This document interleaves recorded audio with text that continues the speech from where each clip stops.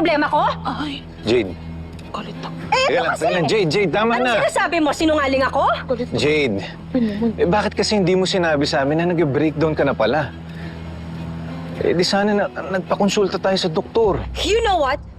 Ang kailangan kong gawin yung lahat ay tumahimik. Hayaan niyo akong ayusin tong problema ko sa kumpanya. Excuse me? Jade,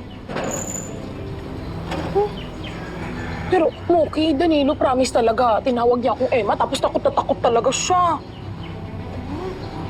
Ay, parang nagiging Ma'am Olive na siya. Alam mo yung napapraning, yung ano ba tawag doon?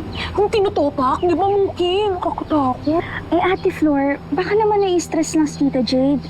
Hindi naman siya ganun eh.